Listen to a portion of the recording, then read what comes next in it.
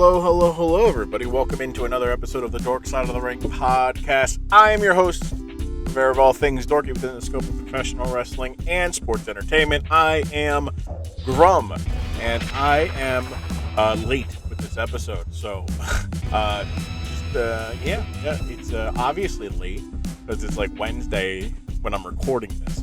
So basically what happened was this weekend I had scheduled 4 recordings.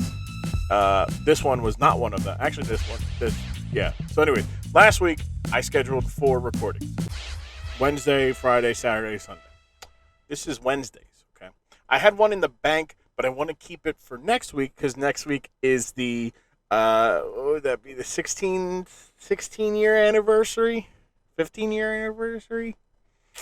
15-year anniversary of this. But, so that's next week. We'll get to the end of the episode. So I needed to get another one in before that. So Wednesday I had recorded it. I had intentions of editing it and finishing it all, Thursday, and this way it would be fine. And then I didn't do it. I basically procrastinated a little bit. Not great. Not good podcasting work ethic. But hey, we're all human, right? So anyways, so Friday I record. Didn't feel like editing anymore. Saturday, didn't have work. Decided, what I'm going to do is, basically, I got lost in some Elden Ring, and then by the time I was ready to edit, I started getting sick. So I didn't necessarily have it in me to record these intros and do all the editing and whatnot before the the whole thing. Look, anyway, so I'm feeling better. That's the good news. Good news is you also get this podcast. Good news, I don't know what else is good. Oh, I mean, we're all living, right? We're all good, right? I think that's good news. I think that's good. If you're listening to this, you're on the right side of the ground. That's good news. You made it. You woke up this morning. That's good. That's always a good thing. Anyways, so we've got, I say that, and today's a topic, if you looked at the thing, you're probably going to hate me for reminding you of this. But we got the Katie Vick saga on this week. I grabbed 2 of the more mature adults that I call pals and friends in AMackay and PDR from the Tyler I Am Discord, the CPFs.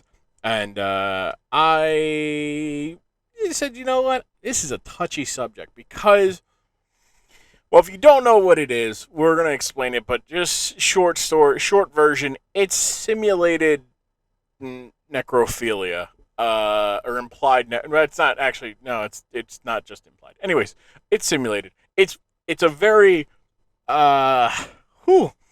It's a rough topic.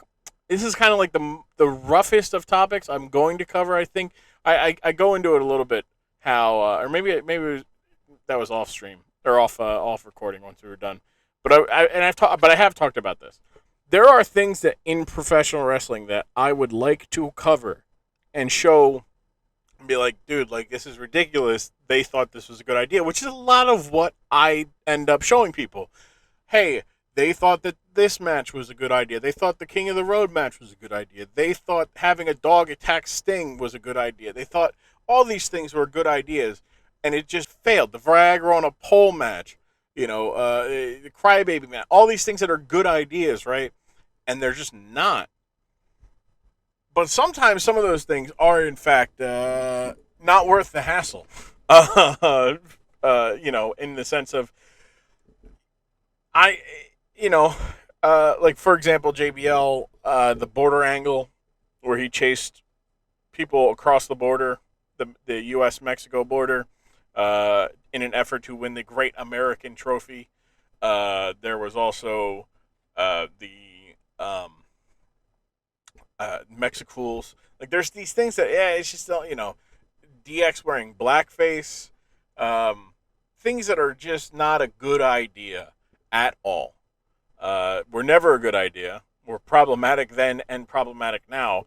And I kind of want to talk about them because I do want to go like, look, like, this is wrestling, but it's also, I don't want to cover it because it's a weird thing, so I just mention it in passing from time to time. I'm like, hey, yeah, this thing they did this, just for context of like, hey, like this was bad, but it gets worse.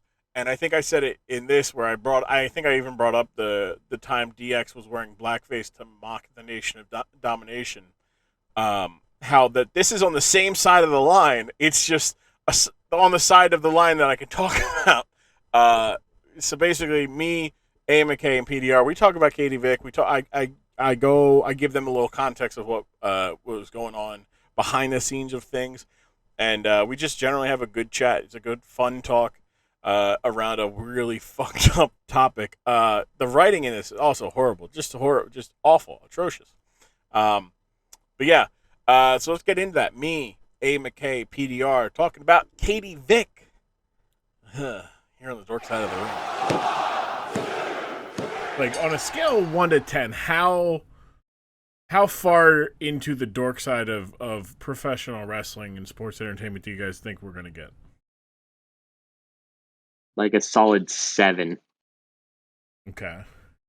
Like how far in terms of like connecting the dots of like wrestling and pop culture or whatever, or what are you talking about?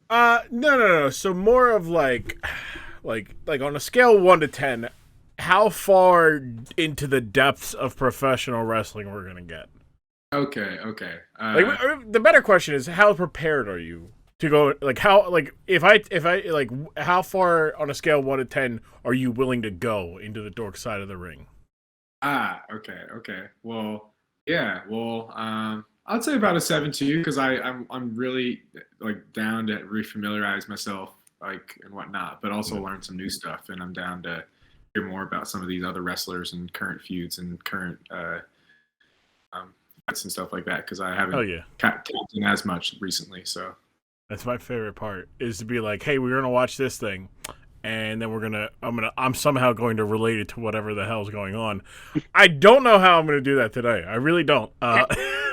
You guys my friend's really into AEW in Seattle, and he's like goes to like all the underground Seattle wrestling stuff like that. Okay. Like, and he posts it on his Instagram sometimes. Like, and so I see, like, I kind of know some of it like through him and what he does and whatnot. But so I'm somewhat familiar with like that culture and like the idea of that, but that's good. I don't know names or anything like that really.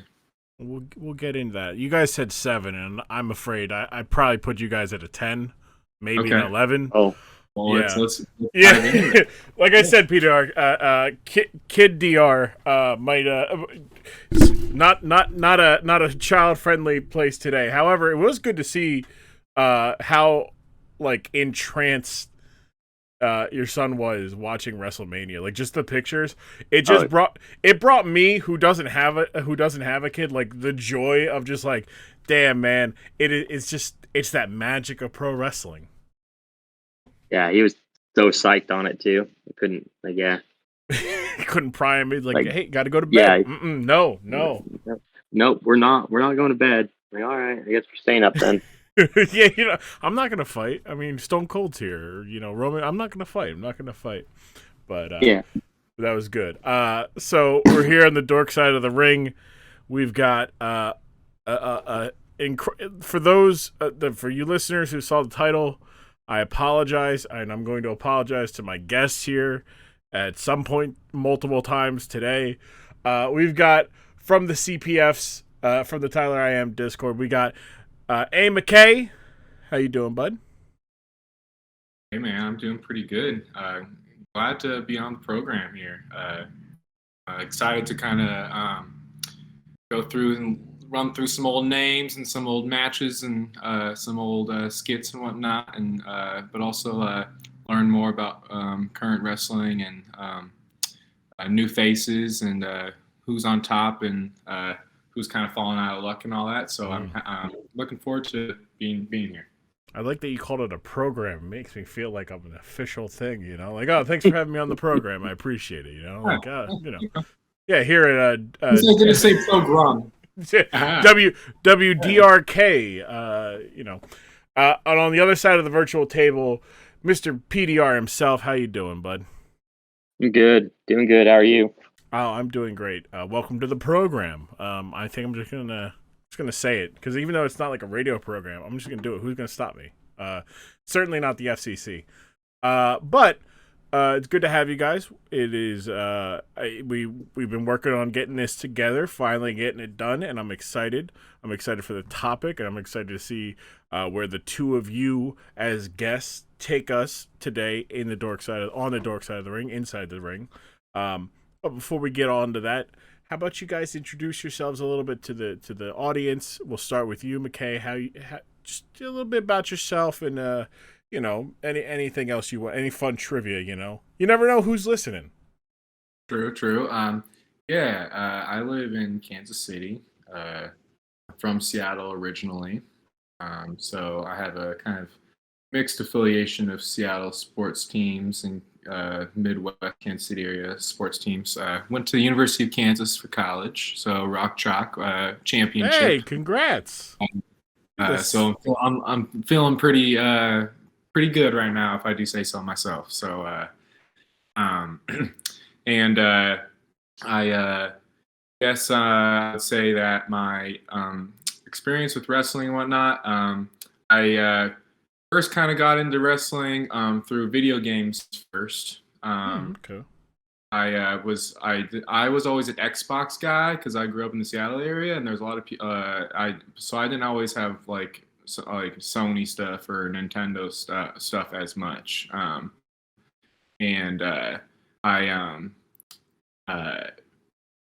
eventually got into like watching WWE Smackdown and all that and Raw, and I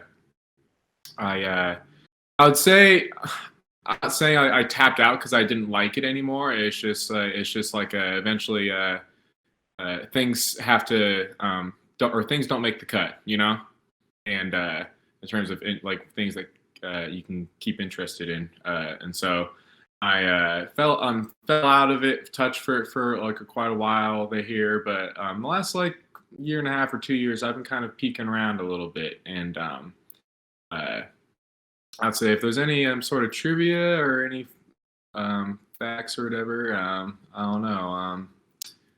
Let's see. I'm ambidextrous. That's kind of a fun fact, I guess. Oh. Wait, okay. All right. You throw like just writing or also throwing? I know some people who can't throw. Mostly athletics. Okay.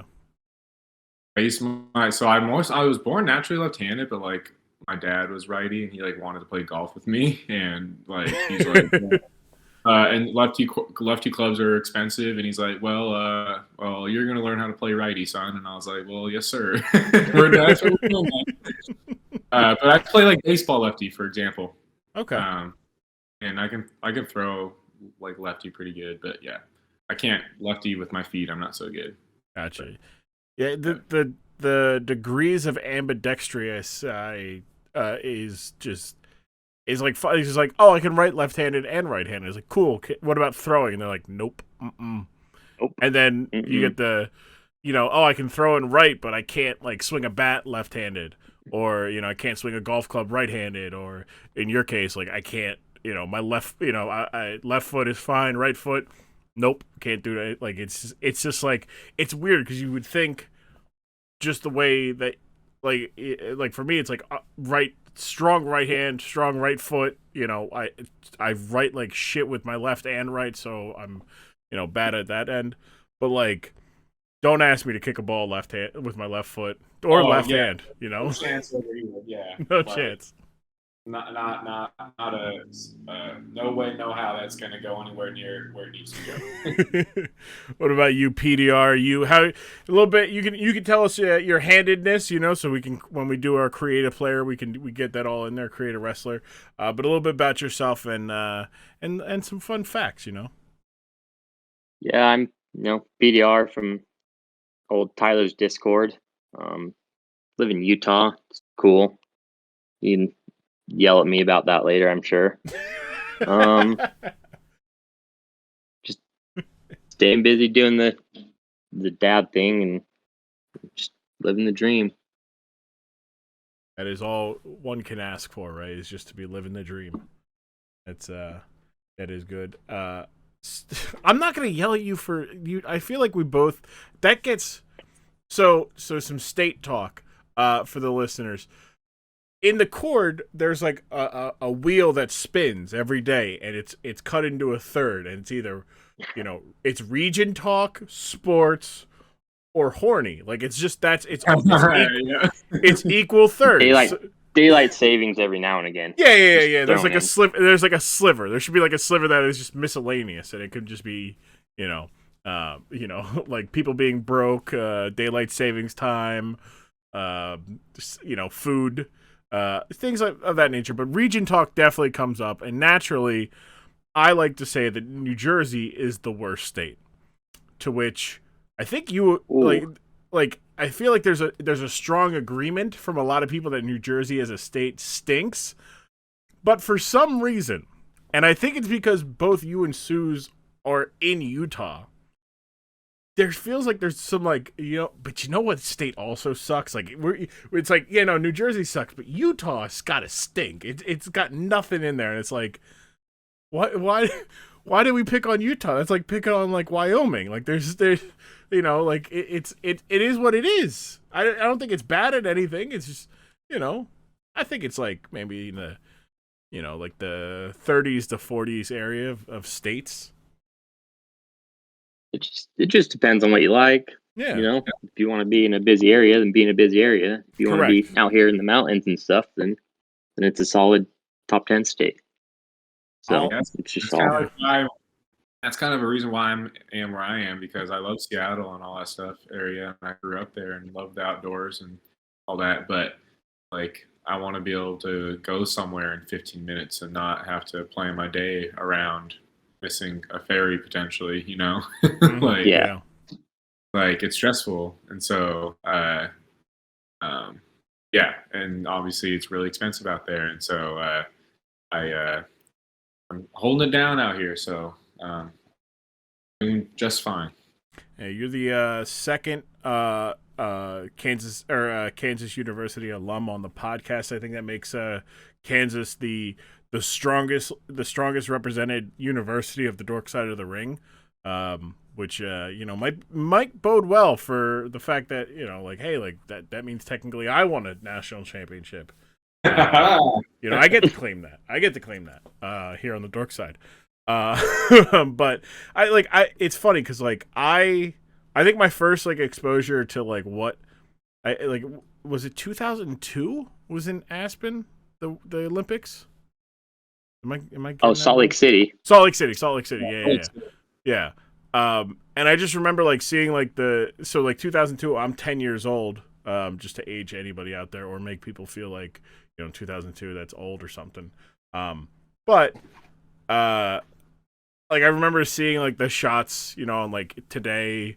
They'd be live from Salt Lake City. I'm like, man, that's really cool looking. And then you're growing up thinking that's all of Utah. And for the most part, I've been led to believe that that's the case. It's all this beautiful scenery, beautiful mountains, incredible skiing, destination. But then I grew up and I'm like, I can't do. I need a city. So for me, I kind of like what you said. You go where you like. If you like the city and you like busy, you go there. If not, you go somewhere else. And you can't, that in that respect, I can't think of a better place than Utah. Yeah, it's I can ride my bike in 10 minutes. I'm in a mountain, See, so now that I will get on your ass. I hate bike riders. I hate them. It's everybody does. It's fine. It's just I don't mind ones that obey the traffic laws as they're supposed to in my state. My state, if you ride a bicycle on the road, you have to adhere to the same laws as everybody else. And I think that's a lot. Yeah, it's the same way out here. Yeah. It's nice being in the Kansas City area too, because I'm like 2 hours from anywhere. Mm.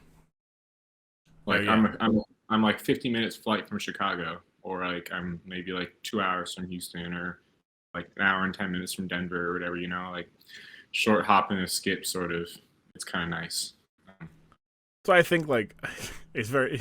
Don't ask me why my brain went here, but Supernatural, later in the seasons, they're hey, we're just gonna make these guys live in Lawrence, Kansas, because it's Yeah. like Yeah. the smack in the middle of the country. Therefore, they can get anywhere at equal amount of times, and you're not going, what the hell? They went from New York to Seattle in the same amount of time they go from New York to Rhode Island. That doesn't make any, So fun fact about Lawrence, Kansas, not like to keep talking about them, but like the creator of Google Earth is a Kansas alum, and I think if you like scroll in all the way on my Google Earth, like it like goes to like his apartment complex that's still there. I think like it's kind of funny. He rigged it to like make it like show directly where he like kind of started to think about the concept of Google Earth. There's always cool little things that like smart people do. Is like, the little Easter eggs, because they're like, I'm so smart, I can develop this. Yeah, it was something along those lines where like, because I mean, granted, like Lawrence, Kansas is very much so in like almost the middle, smack dab middle of the United States, but like obviously it's not exact, and so he was like, well, I'm going to take some liberty with this.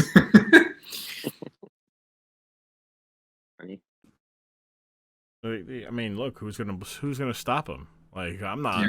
I'm certainly not. I mean, somebody might write an angry letter to be like, it shouldn't be on Lawrence, it should be on this, blah blah blah blah blah. But Manhattan.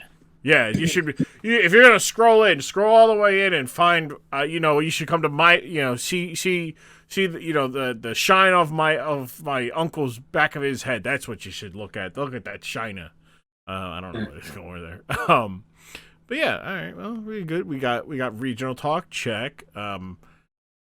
We've got the horny talk might come up at some point tonight. The topic at hand today is gonna definitely lean into that. So that's good. We hit off the 2 of the 3. But I do like to ask little contextual questions. Actually, PDR, I didn't get your wrestling background. We got a little bit of McKay's, but what about you? What are your experiences with professional wrestling? I grew up watching the Stone Cold and the Rock days and the Attitude Era and all that stuff when I was a kid. Okay. And then kind of just didn't really watch it for a long time. And then I have my son now, and he kind of is into it. So just every now and again, if it's on, we're home or whatever, we pop it on. But that's about it anymore. Who's his favorite guy going now, or girl? Because now when we were growing up, it wasn't, you didn't really have that option. It was like you're gonna like Stone Cold or you're gonna like The Rock, and that was about it. He was actually like super blown away by the Becky Belair match. Oh, it was a hell of a match. Yeah, so probably one of those two. Okay, yeah. I mean, can't go wrong with either of them. I know many in the Cord naturally, go for Bianca because she just is herself. Whereas like Becky, the persona she puts out on TV obviously doesn't match the person, because there's no way that anybody can be that just unlikable and like just annoying. And full of themselves. I mean, there are people, but you don't get to be that successful and be full of yourself. But yeah, all right, so that's good. Yeah, because I know you sent the picture, and I forget, was it? I think it was Diabuto did like the dog watching the soccer game, and they kick the soccer ball, and he looks out the window. That was him. But yeah, look, it's a good time for anybody getting in, especially kids, because it's just like there's a lot of good wrestling, and there's enough wrestling in different varieties that, should somebody go, okay, what else is there? There are things that are fundamentally different than, what WWE is putting out. Like WWE is very clean and professional, and it feels like a well-produced entertainment product. And then, AEW is not as clean, but it feels more like a sport. The way they present it, their matches are more competitive, and there's rankings and wins and losses sort of matter, and it's presented as like, hey, like these are athletes, and this is their this is them applying their trade. And then you have your independents that are much more niche. You have your hardcore wrestling, you have your grappling, you have, women only events, you have like luchadors, lucha libre, you have Japanese strong style and British strong style and all these different like subgenres of it. So it's a really good and because it's so, the internet makes everything so goddamn accessible. Like you could turn you can go on to like, I think it's IWTV, and they have a free wrestling event every night. So it won't be to the level of WWE, but it's still wrestling. So if you're a junkie like me, you get that fix, which is always good. Yeah, it's a lot different than from when we were kids and had to be tuned in on a Monday and Thursday at 7 p.m. or whatever. And you only had one or two options, and you couldn't. You had to have a second TV. Yeah. I remember my uncles. They would take the VCR, take it upstairs to a room that the TV was not in use, and set it to record like Monday Nitro so they could watch Raw. Yeah, so they could watch the WCW after the Raw. Yeah, and they're like they used to, but the thing was that I wish they didn't do, like they ended up just recording over it once they were done watching it. So then the next week they were like, all right, cool, I'm gonna and I'm like, I understand fundamentally that shit cost money back then, but it was the 90s, it couldn't have cost that much to have a bunch of extra cassette players. Like, imagine the money you could be making if you literally had every WCW taped. Because the Peacock network doesn't have everything in full because of technical difficulties. Like they had, like what percentage would you say? Like a good deal? I would say so they have a lot. Like they have every Nitro, they have every Thunder, they have every Raw, they have all the Smackdowns, all the ECW. But it's like some of them aren't the complete episode because of technical difficulties. And rather than spend the money to try to find and track down a single tape that is at because they had all the masters and the tape library, so it's just really like, all right, it is what it is, right? No one's going to be sitting here 20-minute segments that are just like gone because they don't have. Well, like the one I forget, because I've been watching WCW before. Like I'll watch an episode before bed, or I'll go to sleep. It'll just be white noise, and I've been doing it for the last 3 years of just WCW. So there'll be episodes where they'll talk about something that happened earlier in the night, but it never actually happened from the broadcast that I just watched because it was not, technical difficulty, so it was missing. But I still got to see it kind of. But it's interesting to see also what because they're now on Peacock, so then NBC Universal and Comcast is like, yeah, we can't have this. Like I think a couple months ago, Feeney was watching like old stuff and bringing up like, oh hey, I just watched this Raw that apparently has blackface on it, and it's not on the Peacock network. Like you have to go back and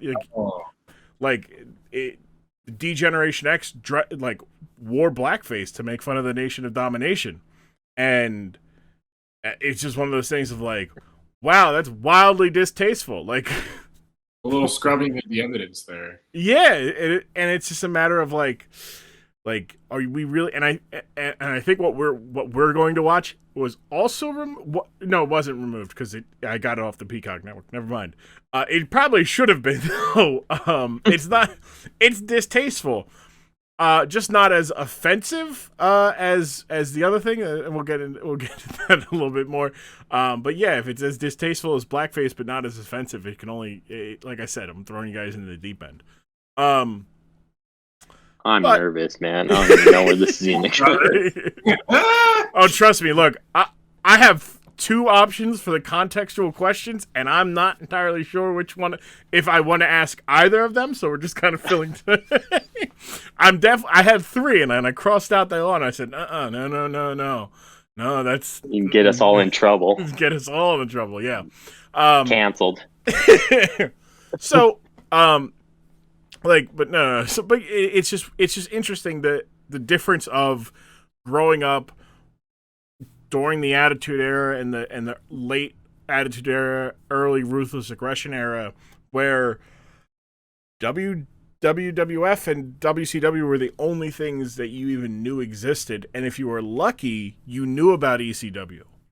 But it came on at 2 a.m. on your public access channel, and so if you were, 16 under the age of 15, you probably weren't able to watch it because your little kid metabolism made sure you were asleep by 1 o'clock at the latest. To now, where it's like, I ordered this past weekend. There was 100+ hours of wrestling, for WrestleMania weekend, between WrestleMania, basically between WWE's content that they put out, but also all the independent wrestling that was put on around it.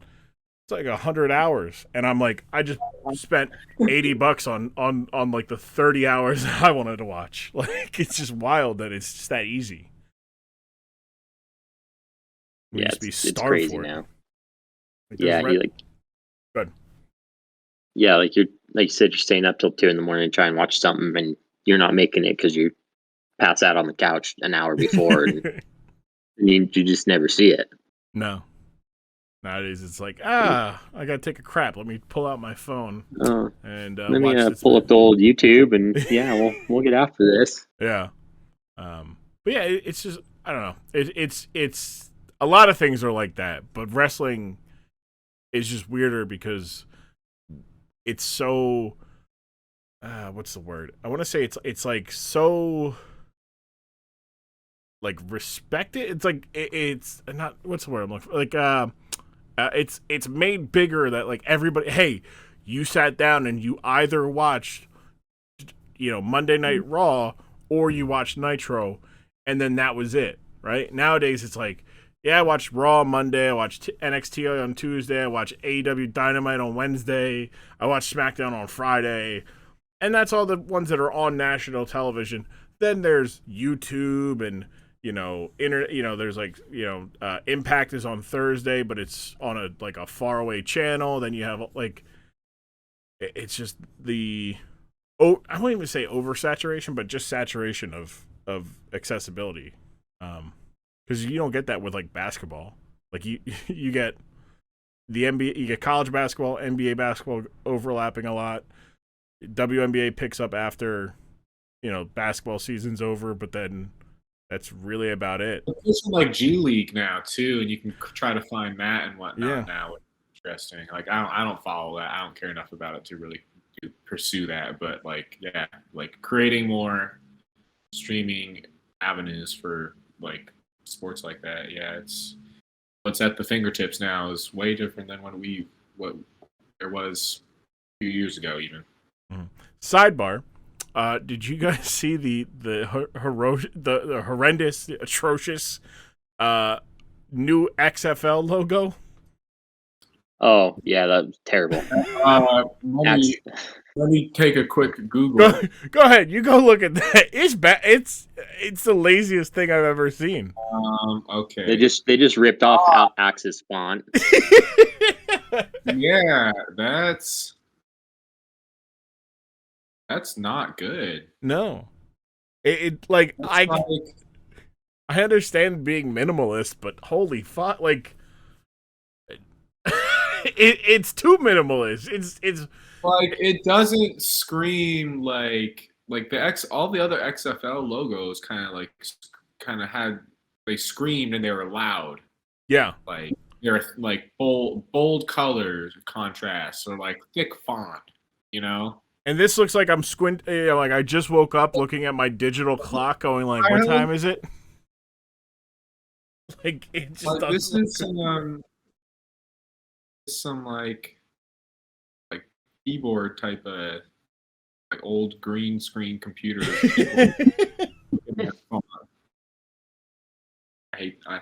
Man, they dropped the ball in my opinion. It's not great.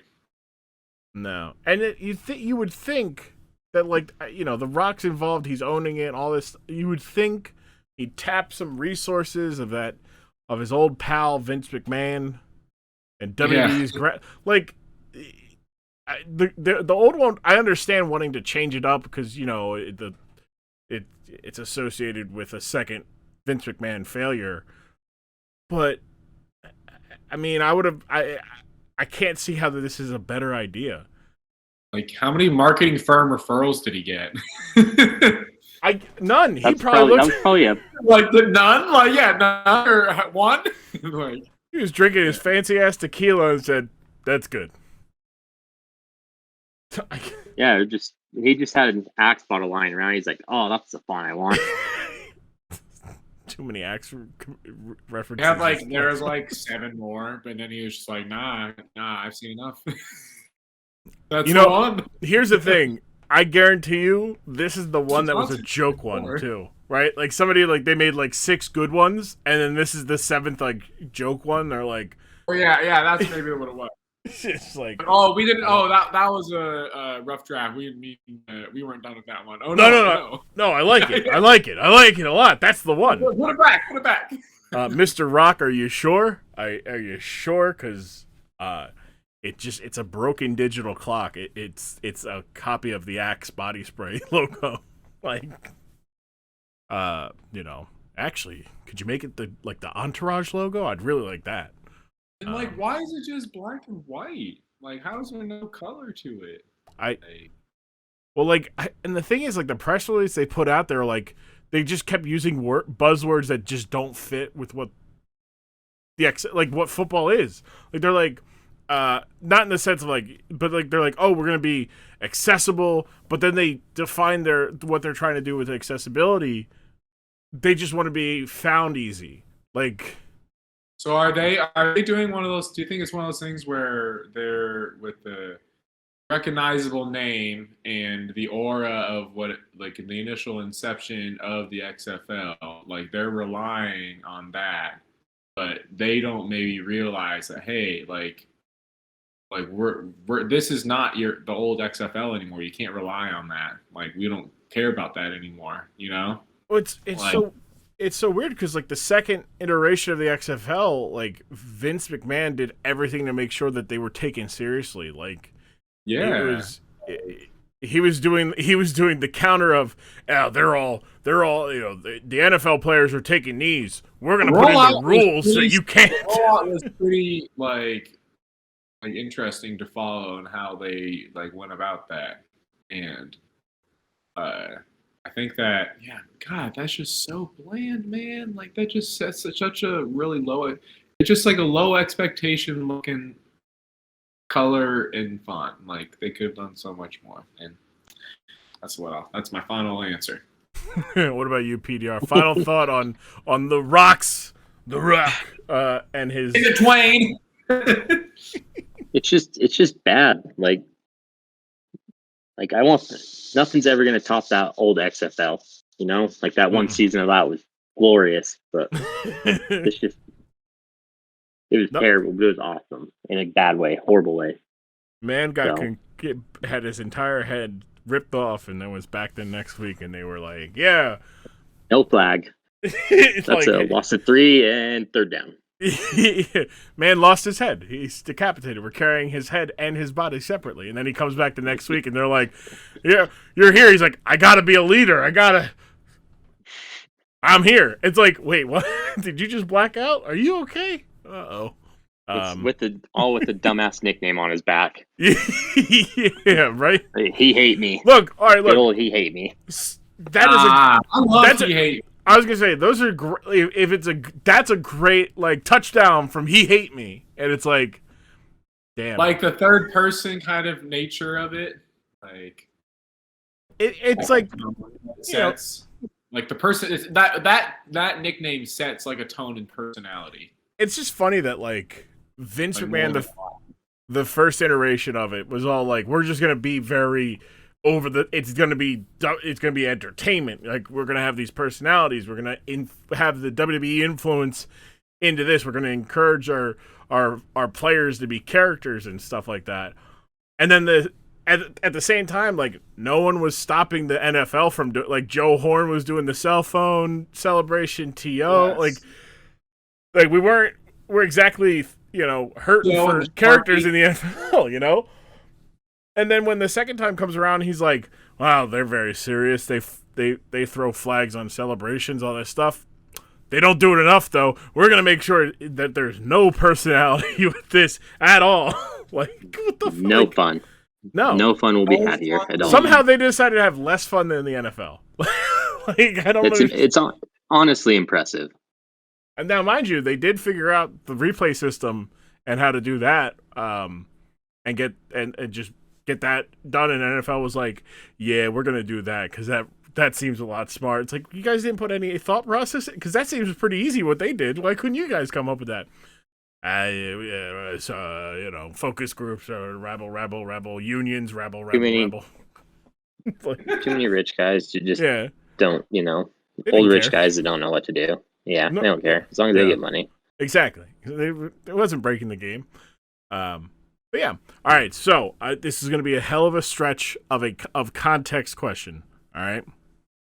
However, as best as you can retell without getting in trouble,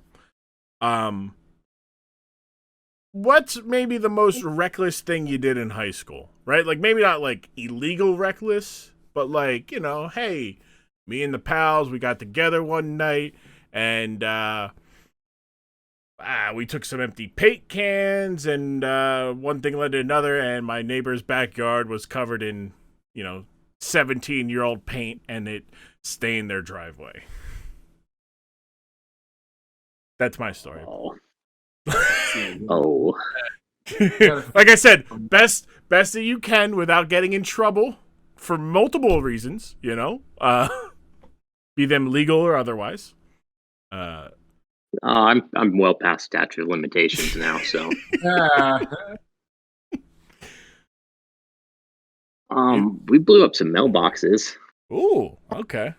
Oh, all right. That's some light fireworks and light explosions. Light vandalism.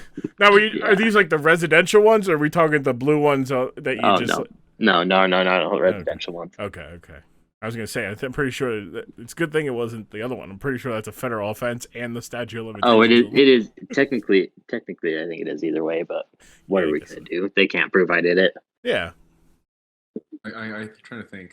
Two that I can think of. One is like TPing people's houses and stuff like that. Like, and like it rained, like, and then with the rain and the oh no. There, like it gets wet and it sticks in the trees and stuff.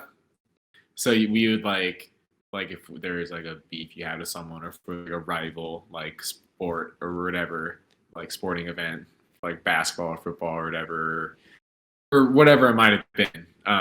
Just a prank, but you would go and like TP a person's house and like knew it had rained or that it was going to rain. And that was something really jerky that we would do. But then something that I've done that I laugh about to this day, it's not really necessarily like a really bad thing, but so I got in trouble for it though, for sure. But what happened was I was older than a lot of kids in my grade because I have a early summer birthday. Okay. And I was able to drive earlier than a lot of people were.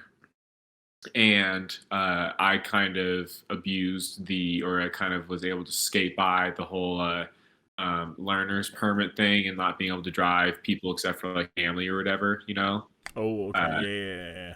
Like, and so like I graduated high school when I was like a month away from turning 19. And so I was like able to take people to lunch and stuff. But like early on, crazy. It's crazy. I was pushing that limit. And so one day we like go to a freaking like Quiznos. I think, yeah, it was a Quiznos, like, and it was maybe 10 or 12 minutes away. So we were allowed to go away for lunch, and some people would just kind of like go with me, but I wasn't of age yet. I was maybe like 2 or 3 months away from being able to take other people. Mm-hmm. And we're on the way there. We park and we get in the line to order our sandwiches, and we knew it was raining outside pretty hard. But then I get a call from a person at the school, like a friend of mine at the time from the school, and he said, "Hey, school's canceled. Like they're sending us home." I'm like, "What do you mean?" And they're like town is like it has like a flash flood warning. Like it's like they're telling people to like go from school and stuff like that. And I'm like 4 miles away from like 5 miles away from school. And I have like 2 people with me that like who like so I'm like responsible for them too. And so but like I'm from there, and so like I know like the back roads and like oh, if this I bet this place will be like full with cars because they're trying to take an alternate route, so I'll take this way or whatever. So I went like 0 for like 4, 0 for 5, like trying to find different home. And eventually I just got on. And so keep in mind I'm doing this. So I had my first actual car was a Honda Accent Coupe, and this is the car I'm doing this in like a flash flood.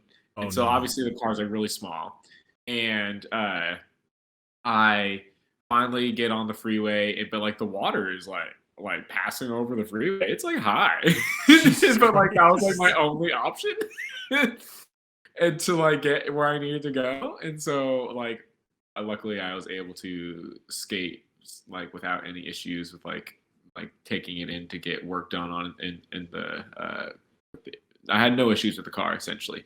But basically I got back to the school, and like there's like my guidance counselor and like 3 other teachers there like waiting for me. And they're like, yeah, we called your parents. We told them that you're not there. And so, like my parents were waiting for me when I got home from school and all that stuff. And that was like a nice 3 months of not being able, or not being able to do anything. That was great. Damn. Yeah. All because you wanted some Quiznos. All just because I wanted a goddamn like turkey club of fucking Quiznos. I wanted toasted fresh. Yeah, I need that toasted sandwich. That's. And I didn't pay heed to the weatherman, so. The only time I can remember leaving school was senior year, and I was pretty much, it was like the last like quarter of the year, so I was in full on like, you know, my grades are good enough. I'm a B+, A- student. I can literally fuck around and graduate still with honors. Okay, so I think I went to McDonald's like at least once a week. There was a McDonald's there was 2, but I always went to the further one because the further one had less a better busy. less busy, and also like I wouldn't have to share my food. Like I wouldn't come back going like, oh, I gotta hide my McDonald's. Like I'd be able to eat the McDonald's on the way back and then just throw the bag out. But like, you know, like you wasn't necessarily allowed to. But I had a friend who, as long as I got them, a cheeseburger, they'd make sure the door was cracked open. And I forget when it was, but my school was also going through construction all 4 years that I was there. So naturally, sometimes the alarm goes off and people panic, but you know, you're just like, whatever. It's like, all right, like they're just doing construction. Well, one time the construction workers did not set it off, and it was me and my friend coming back from McDonald's, and it was like maybe like 3 weeks left in the school year, so I was able to skate by, but I did get a like, you can't leave, like we're watching your car, and I'm like, what do you mean watching my car? And then I got scared because for the 2 years that I had been driving to school, I never got a parking pass, and I kept parking, you know, in spots that I wasn't supposed to. So I kept getting tickets, and I never paid them. So 15 times 180 times 2 probably is... I probably owe my old school district a cool $4,000. I don't know math off the top of my head. I feel like I'm off by a decent amount. It's okay. Money's not real anyways. But exactly, right? Like if it was that big of a deal, they wouldn't have given me my diploma. You know, I told my girlfriend this. We went to the same high school, and she's like, "What?" I was like, "Yeah." So technically, I think I owe them like $6,000. But when I get rich and famous, I'll give it back in a grant. When they, you know, be like, "Here, I'll donate this much money." It'll just so happen name to be the the gym money. after me. name the Spanish language wing after me. Like I'd be all right with that. Like that's the Grum Hall. I'd be good with that. You know, just, you know, this way my conscience will be totally clear. So, see, it's great. We left school every day. like we could go off campus for lunch, and then we just didn't go back a lot of the time. But living those early aughts lunches, and the She's All That and Not Another Teen Movie kind of lifestyle, huh? yeah, I graduated with a solid 1.9. So I had a good time in high school. Look, hey, you know what? They say it's the best years of our lives. Best times of our lives. Best time, you're gonna blink, and then that's it. You're gonna be wanting to come back here. And it's like when I was broke. In a flash. When I was broke and myself. I was broke. I had $2 for lunch every day. Yeah, yeah, great, yeah. I was broke. And, self-conscious about how I looked, despite the fact that I was probably a good-looking guy, but I thought I was ugly. Yeah, I mean, we've all been there. I had a shitty car and a shitty life. And, I had to do math every day. Yeah, I was, I was good. I was underachieving at life. I just didn't know it. There's a difference. How, I guess it's just the ignorance is what makes it the best part of life, is that you don't Yeah. But, so the reason I bring that up and I bring up high school is because we're gonna watch from 2002 Monday Night Raw. It is the saga of Triple H and Kane.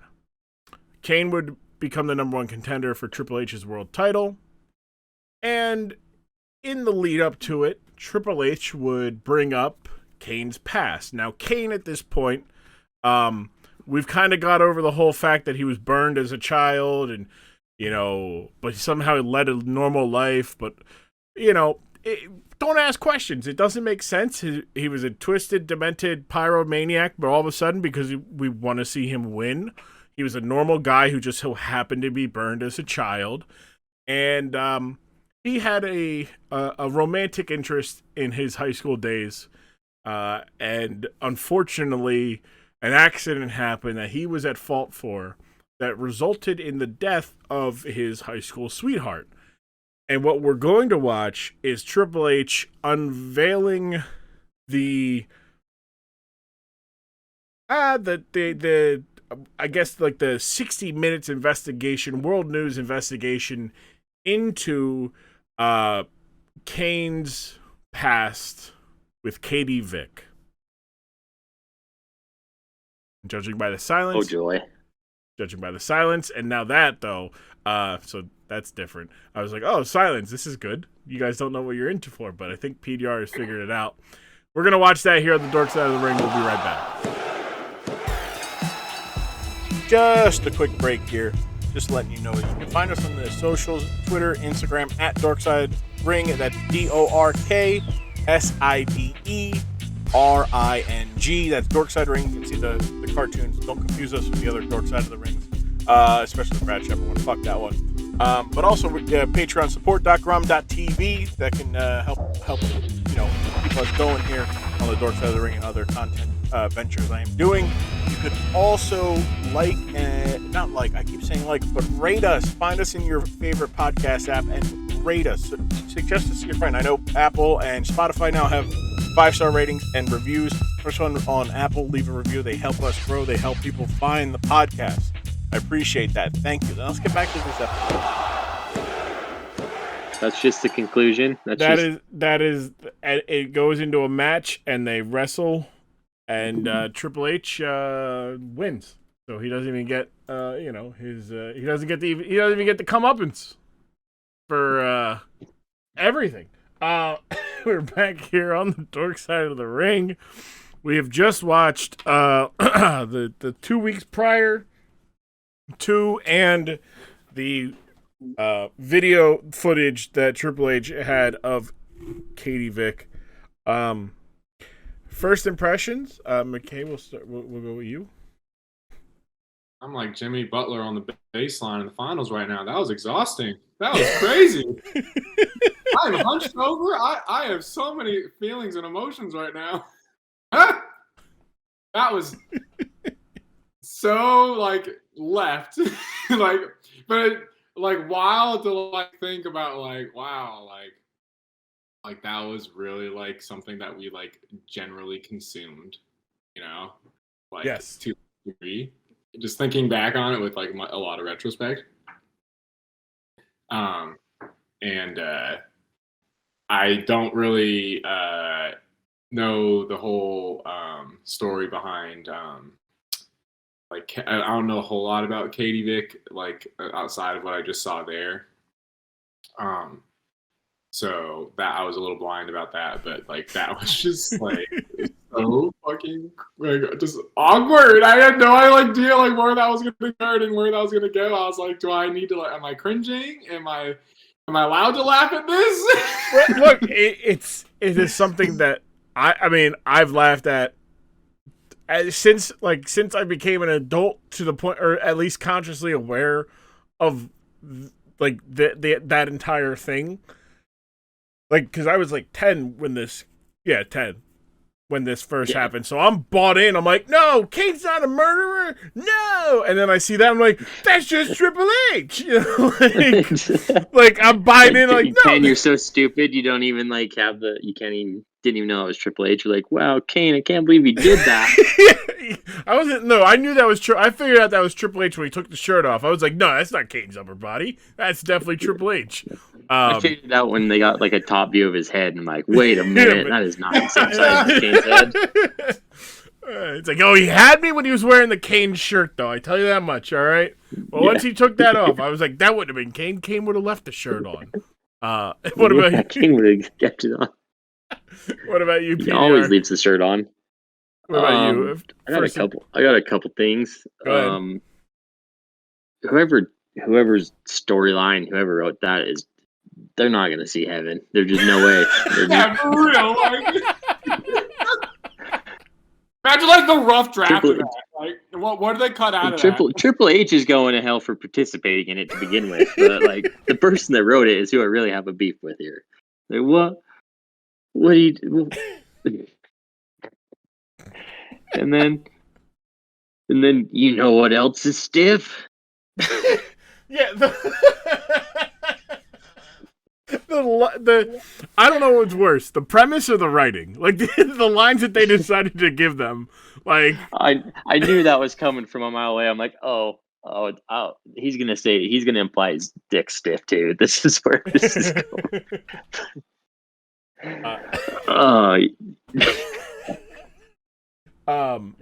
WWE's canceled. Canceled.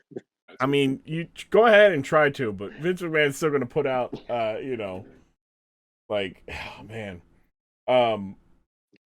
So I do have some backstory as to who wrote this. So Bruce Pritchard, who is for a long time has been Vince McMahon's right-hand man in creative and whatnot, was still working for the company in 2002, and he had talked about it on an episode of his podcast in which he said, as soon as they brought it up, and he said, do you know, quote, have you ever had those moments in your life where there are things that are so traumatic that you block them out entirely?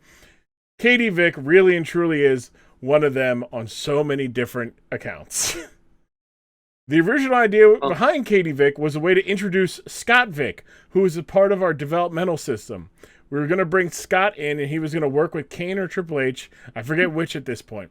Scott had just had some really, really horrible dark matches on TV and on the road. And when he got on the road to come up to the show, all of his matches from that point going forward, just the bottom fell out. And Vince is like, what the hell are we going to do? So basically, they wrote that to introduce somebody. They were going. Okay. Well, Bruce Pritchard, buddy. If you're listening to this, you're going to hell. I just want you to know that. I don't want you to be surprised. But that's just where you're going. I don't know what else to tell you. He's got a mansion up in the hills. Like he's high up in hell. He's gonna be the. Well, I mean, I guess he already is Satan's right-hand man. I was going to say, yeah. Inherently, he already has a baseline level. Yeah. He continued on. Quote, so he changed, and we had already teased the name Katie Vick. So it's like, okay, let's change this and move it over to Kane. It can be his girlfriend. It was during a time when Vince was big into the quote, "We need more soap opera. We need more stories behind the characters." So we created stories, and it came to the story of what if Kane accidentally didn't murder her, but was driving in, oh my god, and then the drinking, and it just grew. It's another glowing example of, quote, don't suggest or say things in jest that you don't want to have to show up on the show. It was literally a group effort. You can direct hate tweets towards me, Vince, Brian Gewirtz, Michael Hayes. We're all responsible. This was a group effort. There's no finger pointing here.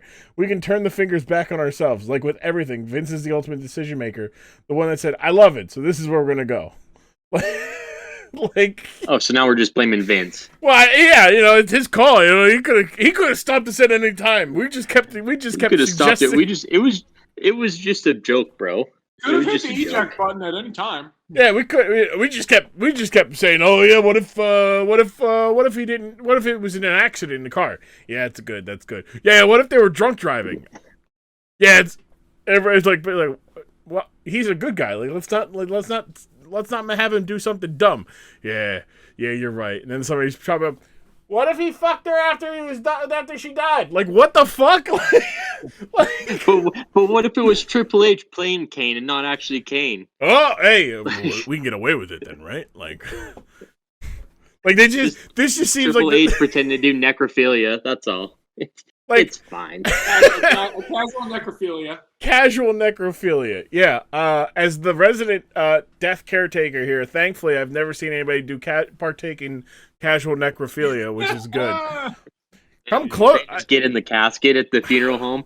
Look, it's been close though. There have been people who climb on top of the casket, and they want to go down with them. I've had relatable, but. I've had a funeral where this man was, I don't know if he was a gigolo, if he was a pimp, if he just got around a lot, but he had a wife. Like 30 of them? He had a wife, right? And she's grieving. She's like maybe in her 50s, 60s.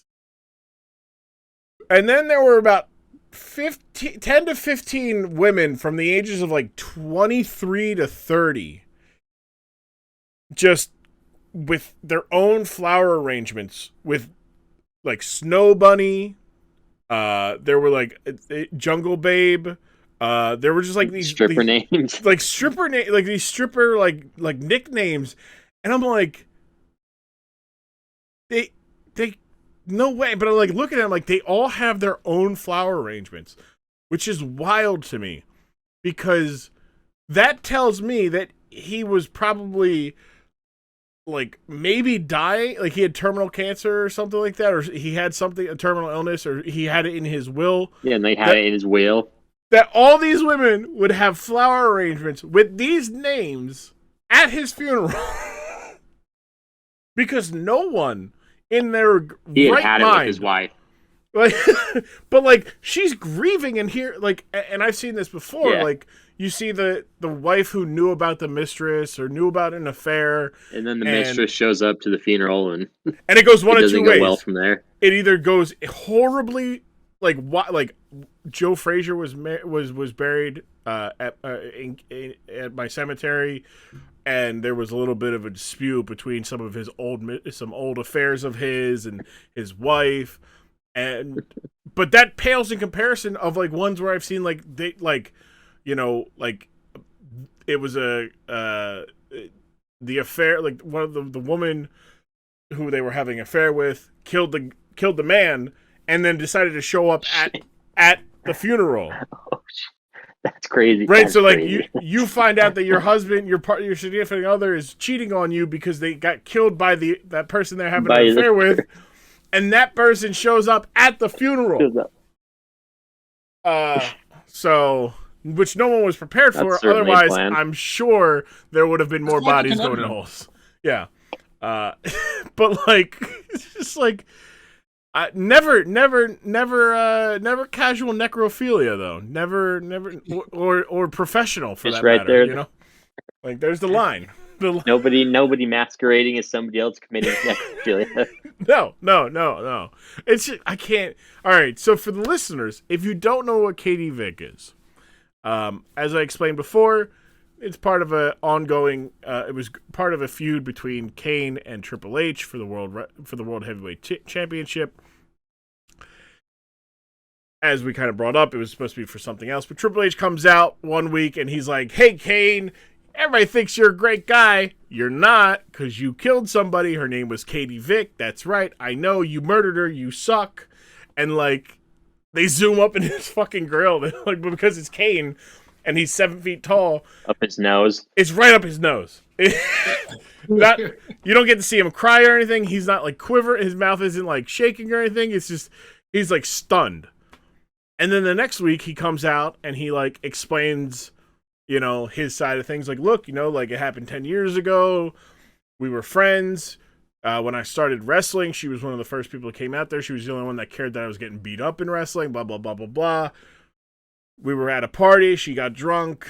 I drove her home. She insisted on me driving her car, which had a stick shift, which I wasn't comfortable with. Things got sideways. She dies. I didn't kill her. It's something I've taken with me, like, I've had to live with for my whole life. The only thing I can say is what I told her parents. I'm sorry. And then Triple H comes out. All right, you fucking liar. Here's what happened, all right? Here's what I know for a fact. You were drunk. There was beer everywhere, and there was semen on her body. It's like, wait, what? Your semen. Your semen, Kane. Why was yours? And, like... And then he just, like, he casually drops that, goes off about how he's, like, a murderer still. And then he's like, everybody, you know, they want to know whether or not you murdered her. I want to know whether you forced her to have sex with you while she was living or you fucked her when she was dead. It's like, this is... Who are we supposed to feel bad for here? Like, who... Are we supposed to, like... Who wins? Like, who wins here, right? Because either this guy is telling the truth, right? This bad guy is objectively telling the truth. And he's still an asshole. And he's still an asshole, right? Like, we can't like him because he's telling the truth. He's just an asshole. The true winner. And then you're telling the fans your good guy is either... It's such a freak, he fucks dead people. He's either into necrophilia and desecrates dead bodies, or, like, you know, he's forcing sex onto women. And I don't think that's a good thing. Those are two bad things. Like, I don't understand why we're doing this. On the flip side, say he's lying, and we're doing that, like, on your like what? What? Oh my God! Like, Vince McMahon is not going to hell. He just runs hell, and it's the WWE. Like, Triple H is going to hell for participating in this. like, and at no point did he go, "Guys, I don't think this is a good idea." I don't want to say that. I don't want to. I'm not saying WWE is his landscape. That's just his domain, his territory of hell, of figuring out how far he can take it. This is wild. So before I go into more detail of the stuff, like, we're all in agreement that if we were entertainers in any form, that if our bosses had said, "Hey, we want you in this scene and we want you to insinuate you're fucking a dead body," all three of us we're all saying no, right? Like, or fast, very fast, no. Okay. You want me to pretend to fuck? No. What? No. No amount of money. No, like, extra money. Because it'd have to be a lot. It'd have to be a lot. But yeah. It's not worth it. No. Like, here's the thing. Triple H has gone on to where people really don't remember this, and I think it's because it's just, like, the PTSD of it, and they're just, like, going, it's out of my, like, there'll be people who saw, out of sight, out of mind. Just block it out. Don't need to remember it. But it happened, unfortunately. So, more to Bruce Pritchard talking about this next part we're going to talk about a little bit, the funeral home scene. We were in Nashville, I believe. That's where we're going to shoot this damn vignette. The idea behind the vignette that was Hunter was going to do a spoof, an emphasis on the word spoof, of Katie Vick's funeral. That Kane tried to get in, and being the sick, perverted person that Triple H was portraying him to be, he was going to have him try to have perceived sex with the corpse. Yet when we laid it all out, we weren't going to see all that crap. It was going to be tongue in cheek. It was going to be over the top. It was going to be ridiculous, almost like a Pink Panther ridiculous. So we get to the funeral home while we're going to shoot this. It's myself, Bruce Pritchard, Triple H, Kane, and a crew. I lost a couple crew members because of this shoot that we were highly offended by the subject matter. And after the shoot, they quit.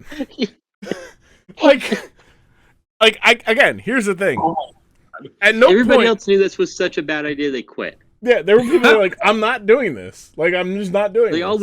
I'll lose my job. Like, no, Yeah. I'll lose my job. I don't think we ever saw them again. As we get there, we're laying it out.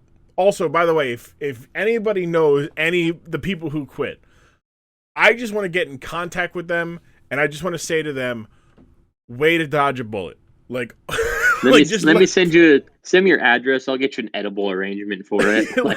We will. Thank you for having some foresight to where it stood out in somebody's retelling of this story to mention that you quit. Good job by you to stand up for, basic fucking human decency. So after the shoot, they quit. I don't think we ever saw them again. As we get there, we're laying it out. I would like to point out that we're in a real funeral home, and there was a real wake taking place. You know how they have those.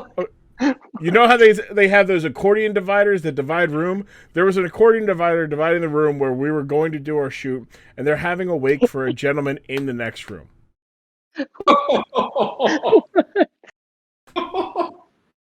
Now WWE has actually, this is not the first time that they've done this, and it certainly won't be the last time.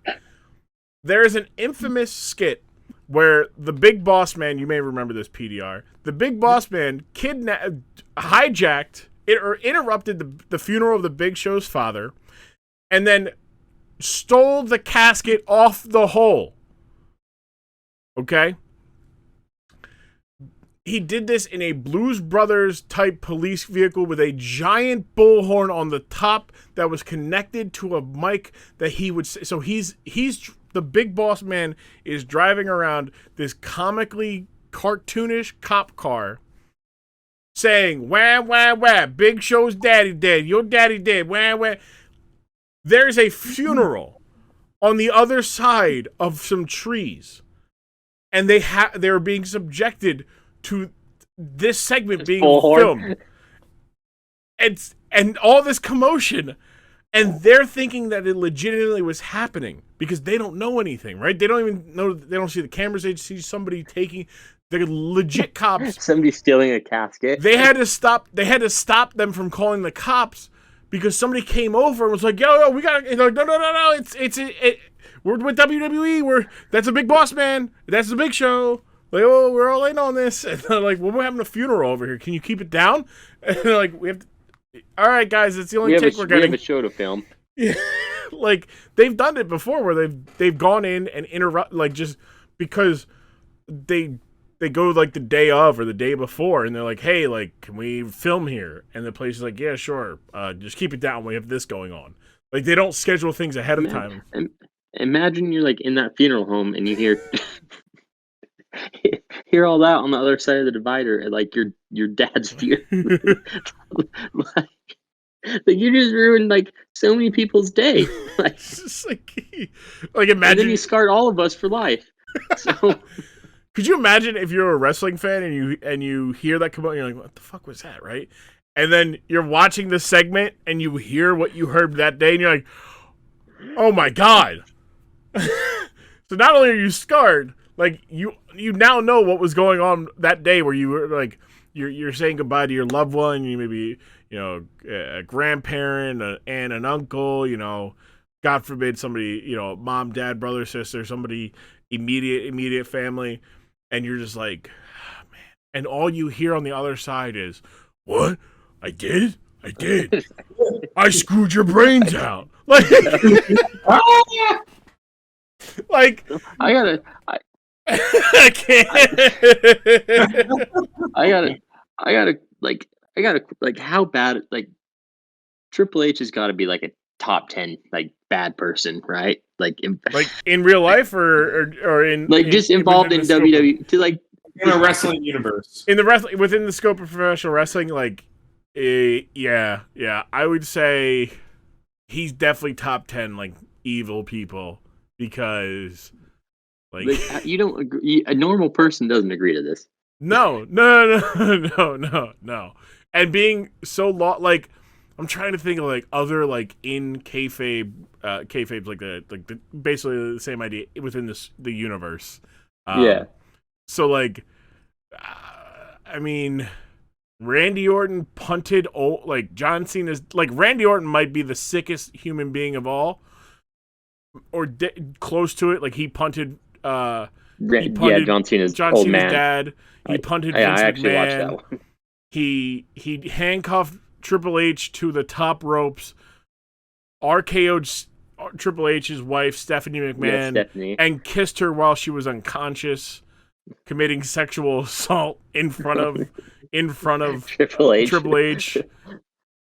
Which, I mean, you might say that might be karma. Like, that might just be, like you insinuated somebody fucked somebody's dead friend. Like, and you pretend. So there's that. Trying to think of who else, man. Like, man, Hulk Hogan did run a Mack truck into an ambulance that had The Rock in it. That was pretty sick. Kane himself is a sick man. He literally put Shane McMahon's testicles, attached Shane McMahon via his testicles to a car battery. He also set Jim Ross on fire. Yeah, Jim Ross probably deserved that. That's fair. I mean, Vince McMahon himself is probably an evil. I mean, he made Trish Stratus bark like a dog.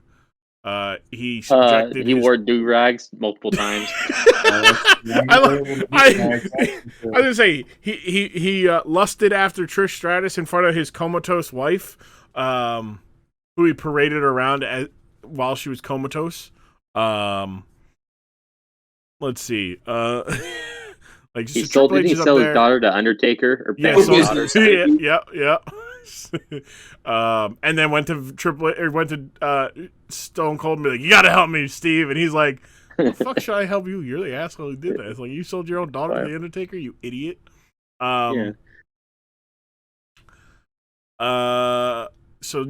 we got Triple H, Randy Orton, Kane, and look, the Undertaker's probably up there too. Couple insinuated hanging couple people and I want him up there for that haircut he's had this weekend. It wasn't bad. It was pretty bad. It was just go home. Just come home. It's time to come home. Just shave it. Just do something. Don't do that. Yeah, I can't think of many more people who are just pure evil, like bad, like in kayfabe that are just bad people. Yeah, I mean, even the bad guys of today are like tame. Like Seth Rollins invaded Edge's house, but no one was home, and he just ate. Just a light breaking and entering. Nothing wrong with right. Like, you know, Roman Reigns is a bad guy, but he's just like bad because he, you know, beats the shit out of everybody. He's power hungry and he wants to remain where he is. Like, that's not necessarily evil. Happy Corbin is just rich and obnoxious. I'm trying to Edge might be getting to evil. Edge is kind of there. Edge had sex on national television. Yeah, but that wasn't. Edge would be on my list for sure. That was but I don't know if he's evil. If he's definitely horny. Definitely horny. Edge is a wild boy. Horny on Broadway, like on all the main drags. He did dirty Mac Lita from Kane after she had a miscarriage. So that was kind of. Shit.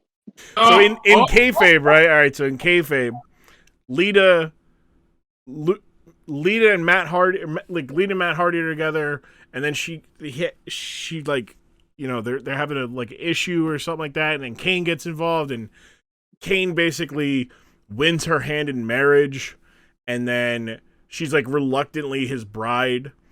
So add that to the whole Kane, is evil. He forced a woman to marry him. So then he Lita then starts to They start to actually fall in love, Stockholm syndrome, shit like that. And then she's pregnant, and they're like, she's literally carrying the spawn of Satan, that, a demon seed, blah blah blah blah blah. Then there's a match where she falls down, and they're like, well, how do we get her to not be actually pregnant, because she's not actually pregnant? Like, we kind of ruin her. Like, we're not gonna spend the money to make her progressively look more pregnant, so we gotta kill this baby off. So they decide to have Gene Snitsky bumps into her, knocks her down, and it costs Kane a match. Kane's like, I don't give a fuck about this match. My baby, that's my wife and my baby. And they're like, oh, Gene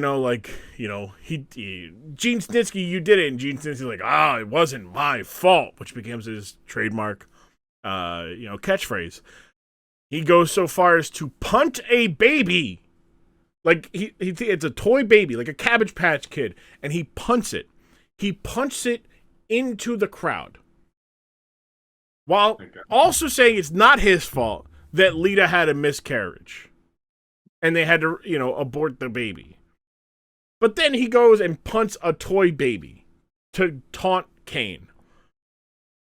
All the while, Edge slides in and Dirty Max and takes Lita from Kane. Now, mind you, in real life, Edge was also dirty macking his best friend, Matt Hardy, who was hurt and then who got fired while being hurt, stole the love of his life at the time from him. Who was that? Edge and Lita. So there was like Matt Hardy, and Lita were like, everybody like, oh my god, they're so cute. Oh, together. so he dirty macked on her in real life. In real life, yes, yeah. Oh, it was real life too. yeah. Edge is filthy. Okay, Edge is filthy. So then they. No. He dirty macked in real life and outside of, just on two different. It was not the same guy, but it did get to a point where Matt Hardy, who was not hired and not employed by WWE, would buy a ticket to that Monday Night Raw and other events that Edge was on, and would bum rush the ring while Edge was in the ring. Right? He would try to squirm his way to backstage, or no, he's like jumping the barricade. Okay. To go beat his ass. To go beat his, and now mind you, a lot of people didn't mind that. Right? Like, there were people who were working for the company were like, well, yeah, they're like, yeah, fuck yeah. But they're like, I don't blame him. Like, that's supposed to be his best friend. Like, that's his best friend. And he goes and does that to him. That's fucked up. Right? Like, he's out. He's hurt. He can't work. And it's him fired. You told him that you would take care of her, make sure that, she was comfortable. Like, she wasn't riding with somebody different, so that she, and you just fall in love. Like, that's dirty. It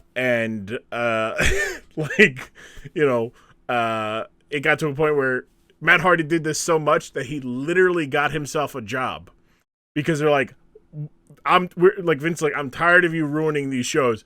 You're hired, but here's what's going to happen. You guys are going to wrestle.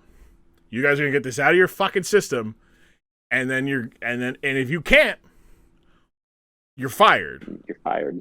Right? And so Edge is like, he's like, I'm cool doing everything fine, man. He's the one who's got the issue. And it's like, of course he's got the issue. You stole his girl. Like, you lied to him. You lied to him and snaked your way into, like. So they have a match at SummerSlam, and it goes for about 2 minutes. And they don't have a match. They have a fight. Like, they literally like tape up their wrists, they tape up their fists, and they go at each other to the point where Matt Hardy is knocked unconscious. Right? Oh shit! So he is knocked unconscious on pay-per-view, on the second or third biggest pay-per-view of the year. After all this, after everything was like, nah, this is not good. Like I'm gonna whoop your ass. You stole my girl. You lied to me. You're a snake. You're a bastard. I'm gonna fuck your shit up. And then you get fucking knocked unconscious. And then they have a match. I'd never show my face again. They have a match. And in the lead up to the match, backstage, this does have a happy ending. in that they both go, look, we're going to kill each other. Like, and what's done is done. And it's just like, well, yeah, no shit, you're saying that. One of you is saying that specifically because you got your ass knocked out unconscious on pay-per-view.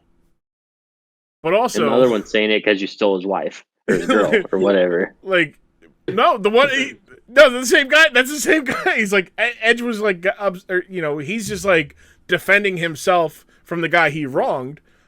And the guy he wronged got his ass knocked out, and then it's like, all right, look, like, I need this job, and I need to put this, like, this is ridiculous. Like, let's go out there and have a match, and then I'll ask to be put on the other show so that I'm not around here. And then they have their match, they work it out. It's one of their better single matches at that point together. And then Matt Hardy goes to SmackDown, and Edge ends up becoming a world champion to where he then has live sex on television. And when you hear that, you may think, oh, they insinuated it. Nay, nay. No. Negative, Ghost Rider. Nay, nay. Sure didn't. Indeed, was done. Vince McMahon specifically told the two of them, and this is why Vince McMahon runs hell and rents it out to the devil, says to the both of them, oh, no, I want you guys to really do it. And they're both like, what? No, I don't want to do this. But they had already, like, they're like, what? Like, that's a whole other topic for Dorkside. But this is why Vince McMahon is a real life, like, bad dude. Like, when people, like, celebrate him and, like, oh, he's a really good... No, he's a bad dude. He's an American hero. He is... True American. He, like...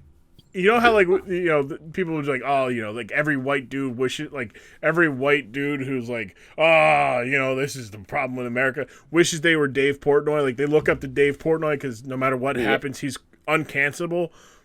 Dave Portnoy looks up to Vince McMahon. Like, Vince McMahon's like, I'm going to make my workers, I'm going to sexually assault my workers on TV. I'm going to, make them bark like dogs in lingerie. I'm going to...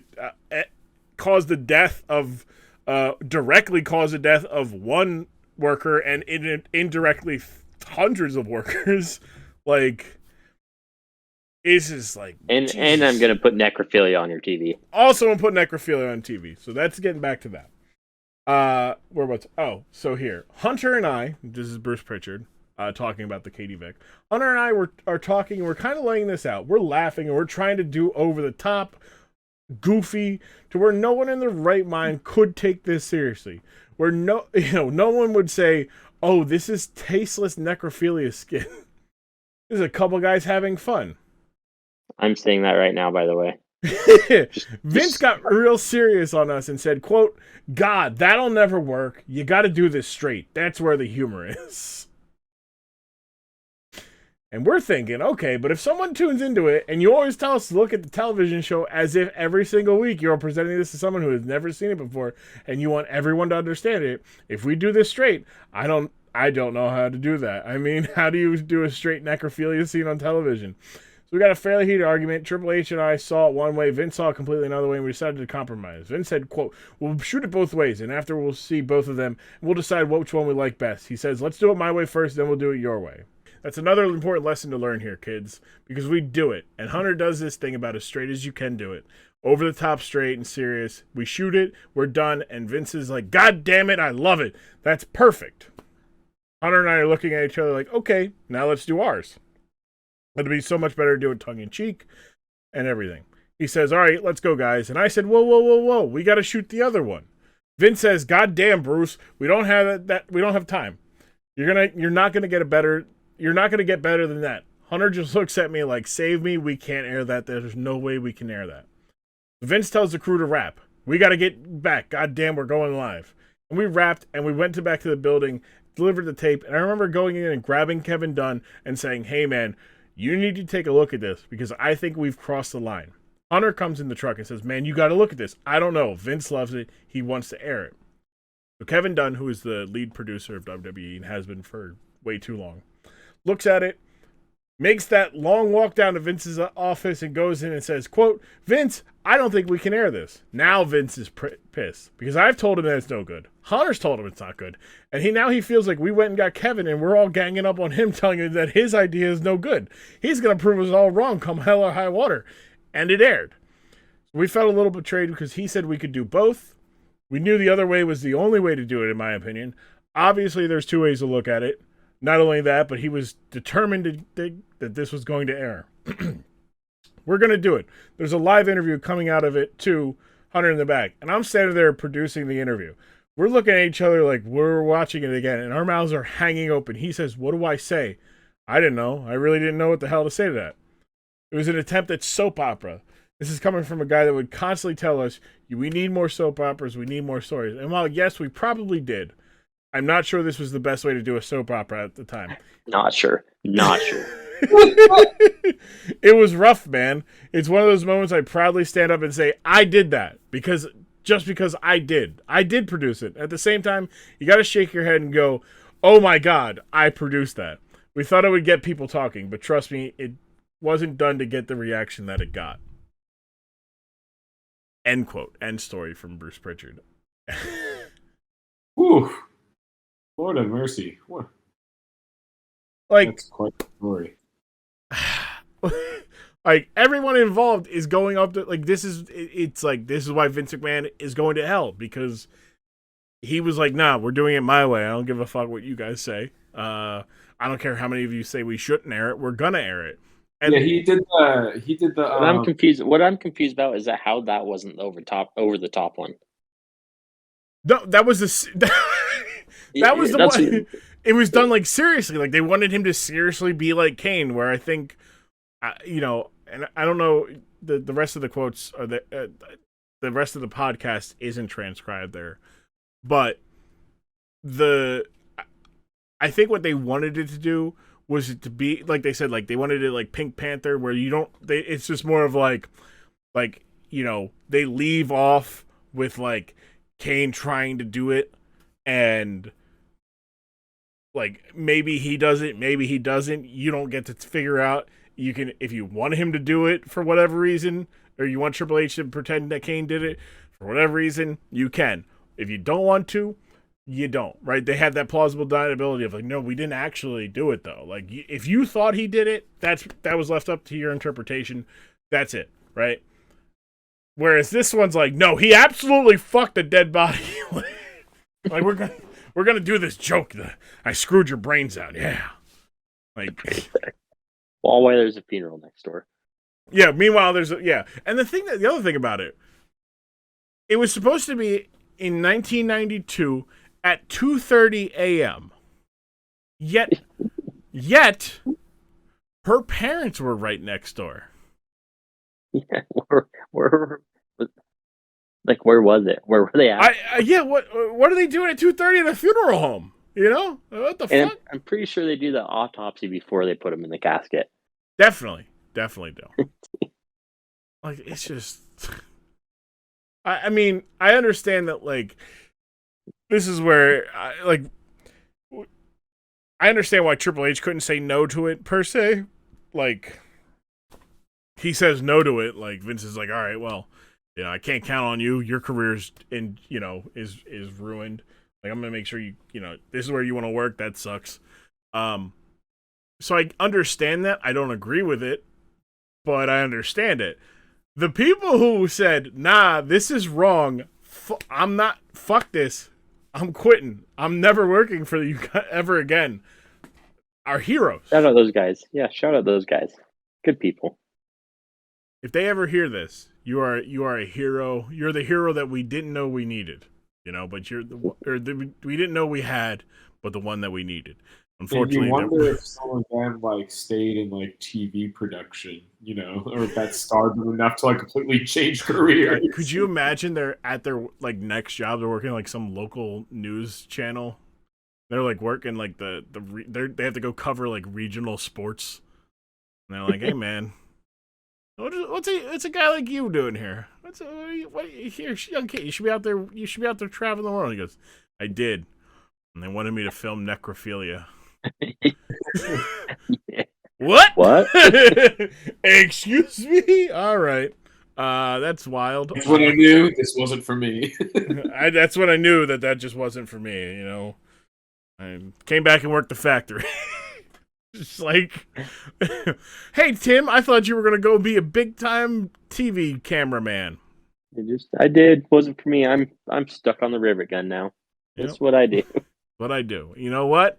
I don't have to film. I don't have to worry about ever seeing necrophilia here. Yeah. And that's when somebody does the, yeah, well, this job fucks my dead soul, so that might as well count there, Tim. It's like, you're right, Bob. Yeah. You're right. You're right. Oh, man. It's just, the whole thing, man, is just, it's insane that was 20 years ago, you know, this year. So It's insane. I would have watched that when I was like 10. was it on at that time? What was that? Like, what channel was? I can't remember what channel this. It was on TNN, the Nashville network, which would then become Spike TV. Okay. Spike. Yeah. So it was a predecessor to Spike. It was TNN, and then Spike TV is when they went to like ultra macho television. Yeah. Based when around, did they go over to TNT? So WWE never went to TNT. WCW was on TNT because WCW was owned by Turner Broadcasting. Turner. So then when Turner became Turner and Time Warner, and then when AOL bought into it and they all merged into one big media conglomerate, Ted Turner basically got kicked out of his role, and WCW was scrapped and sold to WWE, and WWE's like, sure, we'll take these contracts and we'll take, you know, your television, like the rights to everything. And like, it's very famous because Eric Bischoff had gone, he previously was the president for WCW. He met with a couple people, the people who were like behind ESPN Classic, all these like, you know, major like secondary networks, you know, for things. And they were like apparently they were the first guys who had really started to buy and catalog archival footage of sports, which they then sold to ESPN Classic, or to ESPN, so ESPN could make Classic, and they made a lot of money off of that. Well, around that time, they were also like, hey, like, would you guys want to do buy-in for WCW? Here's my idea. We go dark for 6 months, and we come back, and we reboot WCW. Right, we go dark. We come back in, you know, September. New graphics, new names of the shows, all this stuff. It's still WCW. Blah blah blah blah blah. And they're all like, "Yeah, we'll do that. Hell yeah, we're in. We're in." So they pitched it to to Turner and AOL, and they were like, "Yeah, sure, we'll do that deal." And then somebody but it was like, "Hey, like, we're still going to be on your TV." Like, but you guys won't have to pay for it. Like, they're gonna pay for it. All you guys do, you guys get to collect the money, right? You get the right, like, that's cool. And Turner had sold it to them, except it was never official. And then they sold it to Vince McMahon for significantly less money because they didn't want wrestling on on TNT or TBS anymore. Until 2019, when Tony Khan and, you know, Cody Rhodes and the Young Bucks and Kenny Omega and everybody came together with AEW and said, hey, like, we got this company going on. You got Tony Khan's money behind it, and you have the drive of the internet, you know, wrestling fan base who are behind it. Hey, you want to do this? And Turner's like, fuck yeah, we'll take a cool 1 million people every, you know, for 2 hours every Wednesday, because we are hurting for literally anything else. Any form of viewership on our network, you will, yeah.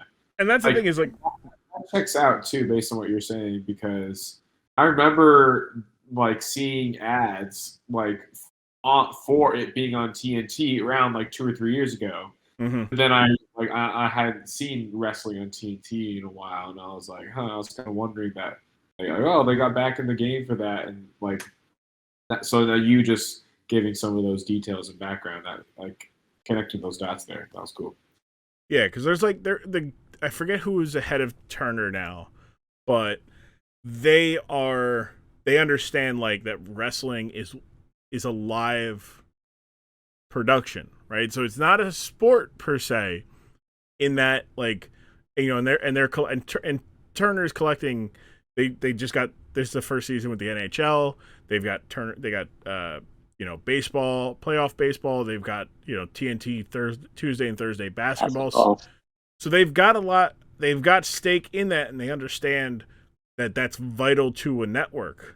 You know, like ESPN fucking spends $1 billion to get Monday Night Football because it drives revenue, even though they get the fourth best game every year, you know, every week.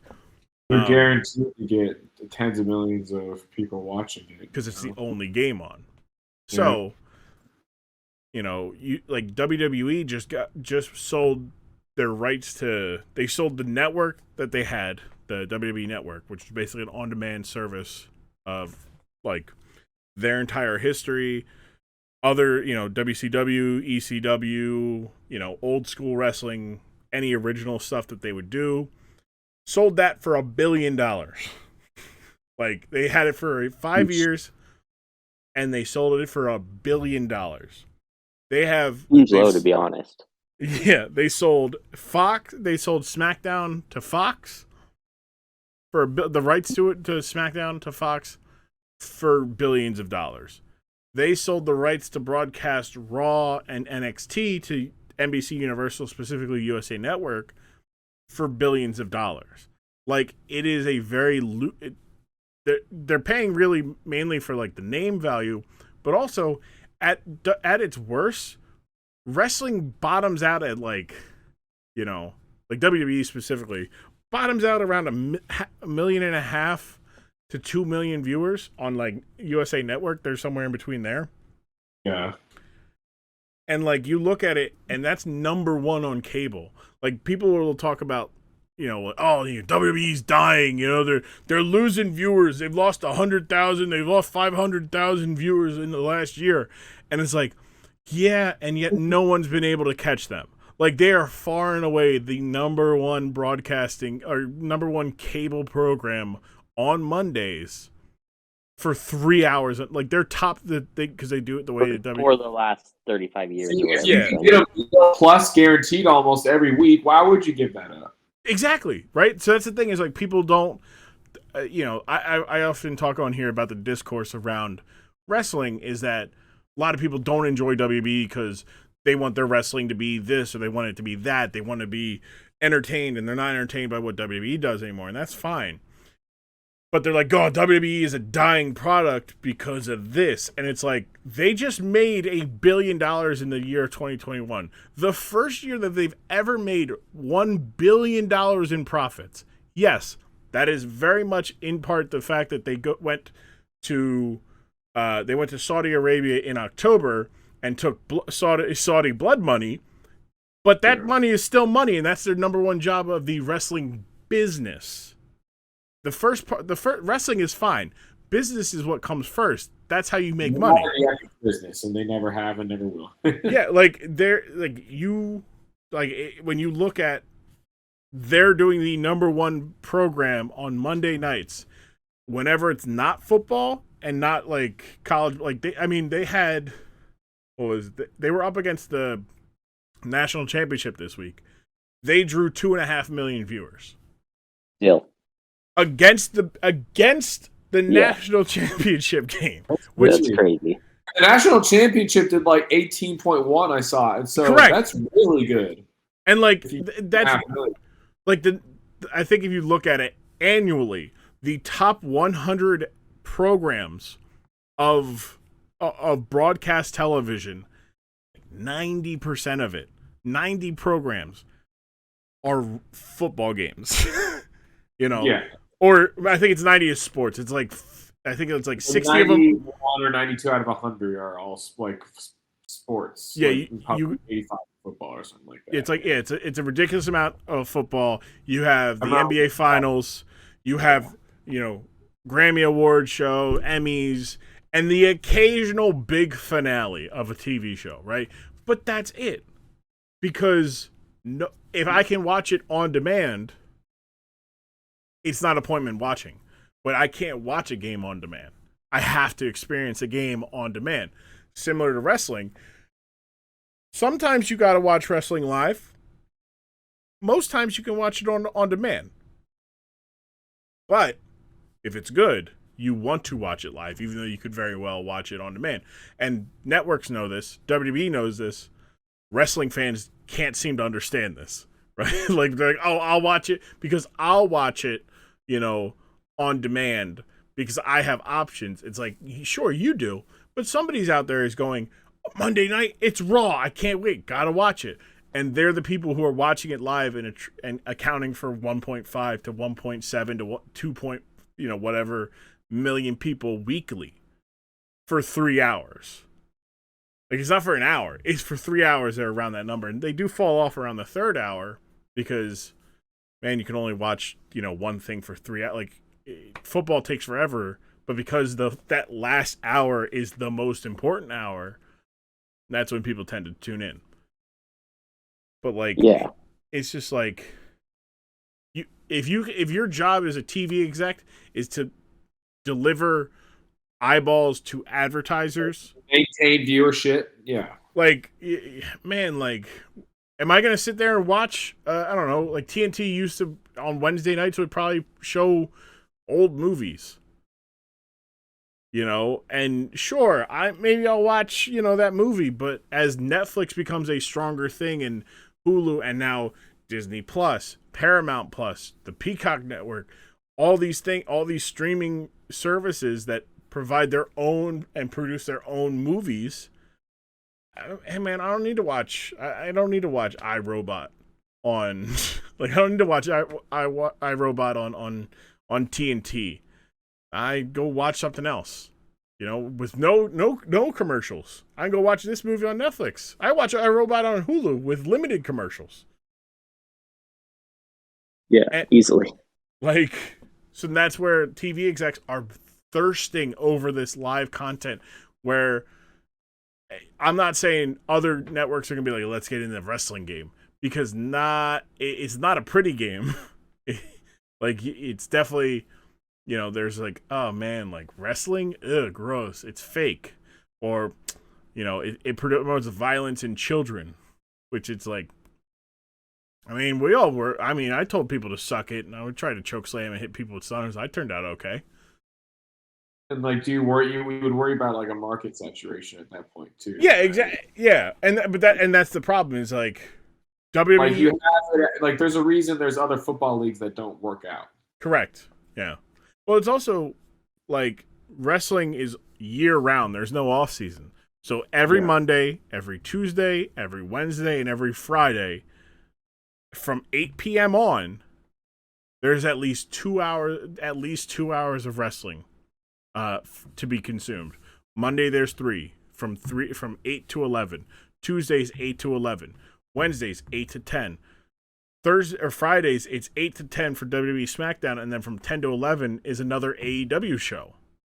So you're looking at 10 hours of national televised, like, wrestling fans aren't going to be able to, you're not going to be able to benefit from that because the best hours are already taken up. Sure, maybe you can find somewhere on Thursday, but if you're not AEW or WWE and you're You wrestling, have to alter your audience expectations. Correct.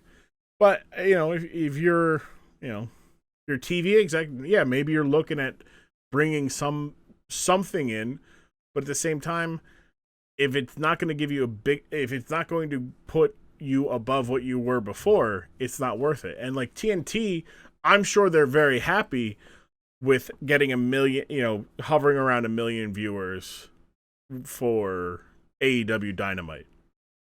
But they're not going to keep paying more money when they're not growing, because the difference is, like, if they stay the same, if they plateau and everything else goes down around it, then yeah, they'll pay out money because that's what USA's done. That's what Fox is doing. Because Fox could just show reruns of Hell's Kitchen on Friday. They have plenty of content to choose from. Yeah. Yeah. Or some other cop procedural show, cop drama, Chicago, PD type shit. They could absolutely show that. But it's Friday night, and people are going to go out.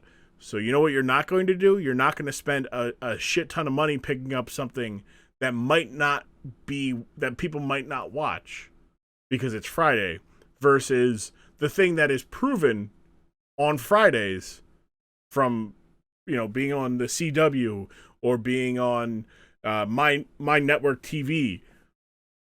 Those are shows, like, it's been proven that Friday night people are going to watch Smackdown. Even though it's Friday night, people who watch Smackdown don't really do shit on Friday night. They've already made that appointment television in their mind. Correct. Yeah. They've cleared out Monday and they've cleared out Friday. Sliced out of their schedule. So. Correct. Yeah, it's just out of habit. So it's interesting just to think about 20 years ago we're watching necrophilia because that's literally the only wrestling that was available. Or, sorry, simulated necrophilia. Not actual necrophilia. Just put a little asterisk on that one, yeah. I can't believe they did it. So as we wrap up here, final thoughts on your time here on the dork side of the ring. We'll start with you, McKay. What are your final thoughts? A great time. That was definitely a curveball in terms of what we were going to watch, but I'm glad that I kind of went in with like not really expecting anything, and I'm glad you didn't really give us much background on what we were going to be doing beforehand. So, but yeah, that's something with Triple H is. So a lot of times I think of Triple H as DX or like older Triple H, kind of like late 2000s Triple H. When I was in like that era of Triple H, I'm not always I don't always envision him like that. So seeing him like that again was like I'm talking about like in his suit and business attire or in his wrestling gear, not like when he was like at the doing his acting situation there. But yeah, and then Kane, like I liked Kane growing up a lot. And I loved just like I always like loved the color scheme and all that stuff, and he was definitely a guy I played with in the video games a lot, Kane, for sure. Yeah, but that was I had never seen that before, and I don't know if I'll ever see it again. But I think that was something that was definitely kind of shows the absurdity of, but like at the same time, like being able to see like what lines can be towed and whatnot in that space is really interesting. Oh, they just jumped all the way over the line. Yeah. They don't dip the toe on it. They're like, dip line over it. Let's do it. Yeah. Or like how big of a cannonball splash can they make? Yeah, right. Jesus, like you're not like the spirit's there is to see how close to the line they can toe. In this case, they didn't toe the line. They absolutely just kept running past it. They just walked right over it. They were Forrest Gump at the end of the kickoff. It just kept running. PDR, what about you? Final takeaways about what you saw here on the dork side of the ring. I'm just gonna call them all bad people again, and like any of you could have said no. Shout out the people that I get. Had a good time. That did not go that. I didn't think I was gonna be on for simulated necrophilia, but no, we'll take what we can get. Look, I had told Whack about a couple weeks ago what it had been brought up, and I said I'm going to Katie. I'm recording an episode about Katie Vick, and Whack was like, "Oh boy, that's a sensitive one." And I said, "Yeah, I think I got two mature people to for." He goes, "You just picked a couple fellow olds," and I was just like, I was like, kept it moving. I was like, I picked some people who can see the humor in it, but also can just been like, nah, this is like the humor in it is that it happened, right? It's not. There's no humor in what actually happened. It's the fact that somebody thought it was a good idea. Like the way it happened. Half the humor in it. Yeah. Like, It's like you actually pulled this, you did this, got away with it, and no one talks about it the way that it should be talked about. Like they simulated necrophilia, and like clearly it's something that happened 20 years ago. Because if that happened 5 years ago, like Canceled. Triple H is fired. Yeah. They'd let go everybody. They would let go of everybody involved except Vince McMahon. Except Vince. Yeah, he'd pass that buck so fast. Oh yeah. Well, that was all Triple H's idea. He's a real dirtbag. He's got creative control. He could have said no. Yeah, I'll go check him out first and get back to me. Yeah, right. Yeah. I'm his boss, but he's the one who it's his fault. Yeah, all bad people. All bad people. Well, thank you guys for coming on. As we depart, I would love to give you the opportunity once more to, say what, plug some stuff, either your social media stuff, if you so choose, any causes that mean something to you that you would like to give some airtime to.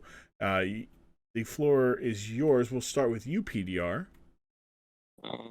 If you want to see me mostly yell at Skip Bayless on Twitter, you can follow me at Peyton518. And then you can donate if you want to. Feel free to donate to the National Harm Reduction Coalition. Help stop opiate abuse. And yeah, that's what I got. Nice. McKay, what about you? Yeah, I would say in terms of socials and stuff, I'm mainly on Twitter. I don't tweet as much as I used to, but I'm definitely still on there looking and tweeting and stuff. But my name is Triple AMackay, AAA, and if I were to think of a cause to you're wanting to donate, Big Brothers Big Sisters is an organization dear to my heart, and I've been a part of the organization for almost 2 years now, and I am a part of the Kansas City chapter. But if there's a chapter close to you, I would say consider donating to your local Big Brothers Big Sisters chapter. Absolutely. Always good. Thank you, McKay. Thank you, PDR, for coming on. I'm glad that if I can bombard and surprise any two close personal friends of mine with simulated necrophilia on live television, it was the two of you. I'm honored. Yeah, well, I am blessed. I'm blessed that I was chosen to be a part of this journey with you. Next time you guys are on, I'll have something. I promise, I'll have something lighter. Maybe some simulated murder. Consider me intrigued. Love you guys. Thank you so much for coming on. Man. Take care. Thank you. What a wild episode! What a wild week! A journey into the darker of the dork side, the darkest of the dork side spots. Still can't believe they decided to put that on TV. That's Vince McMahon for you. It was a lot. Thanks, McKay. Thank you, PDR, for coming on. I appreciate it, guys. If you guys liked what you heard, then come next week. We're going to have another good one. More CPS. We're going to have Cornman and CJ. We're talking about the 16th anniversary, 15th or 16th anniversary.